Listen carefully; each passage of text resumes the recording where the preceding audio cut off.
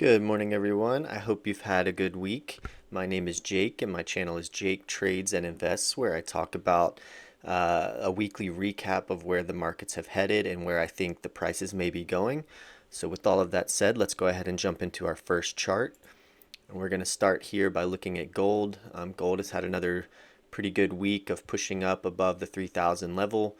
It's hit an all-time high at 30.65 and has started to pull back slightly, but it's not too much of a large pullback. So I would think gold may come back down, bounce around the $3,000 level, build a little bit of momentum before heading higher. This 20 EMA is currently acting as a dynamic support, so I wouldn't look for much to change there in the coming weeks, as long as the price can kind of come down and touch that line and hold. I think the price looks good to continue to head higher. For silver, again, we've pulled back a little bit at the end of the week, but overall, we're still in an uptrend. Silver's still slowly working its way higher. We've got, low here, higher high, low, higher high. It's starting to work on another low here. Much like gold, I would think this 50 EMA may act as a dynamic support. So, if price can pull back to this $33 level, there seems to be a little bit of support running through that area. If price can hold around $33, it could be a good buying opportunity before the price continues to head higher. For platinum, we did come back up and touch our resistance zone overhead before pulling back again down below the $1,000 level. We're at our 200 EMA currently. All of our EMAs are, kind of just trending sideways for now. So platinum is still trying to build a little bit of momentum to break out. But I do think in the medium term here, platinum looks good to head higher eventually. It just looks like it's going to take it some time. Copper continued to work its way up above $5 this week. We're topping out around $5.10. There did seem to be some buying coming in at the end of the day, Thursday and Friday, with these hammer candles here. But it's not very strong, it looks like. So, price may pull back down a little bit in the coming week or two, down towards $5. Let these EMAs have a chance to catch up. We may have another couple of weeks of sideways chopping to build a little more momentum before heading higher. But overall, copper's got quite a bit of momentum behind it over the last couple of months, so I wouldn't think anything's going to change there. For crude oil, it looks like we're starting to build a little bit of momentum back towards the upside. We'll see if it can continue.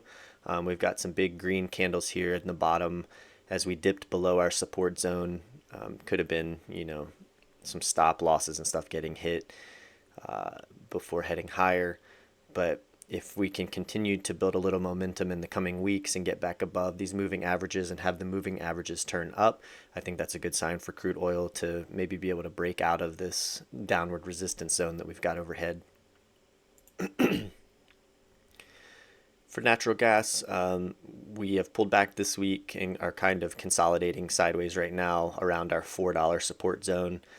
This looks like it could be a good place for price to hold and a good place to buy before continuing to head back up towards $5.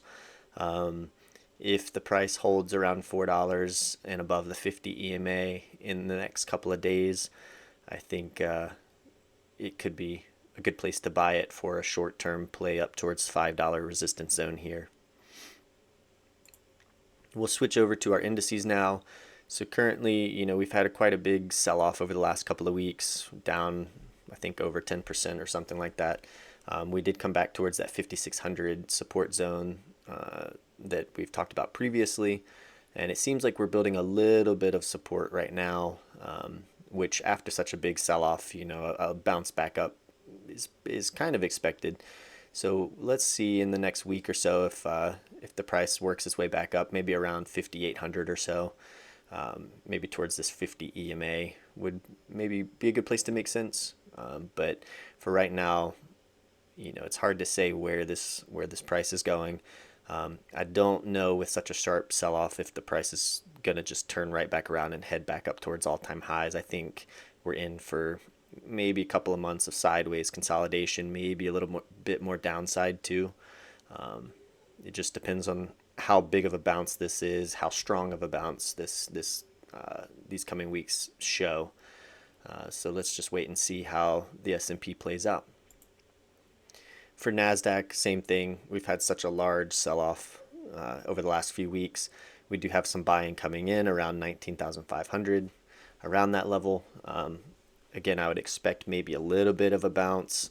If it gets some pretty good momentum behind it, that could be a good sign that this would be a good buying area if it were to come back down and kind of do a double bottom here. But for now, I think we just have to wait and see how the price reacts on the bounce, and if it comes back down to these lows from this week and last week, to see how it reacts around that 19,500 level, maybe even down to 19,000.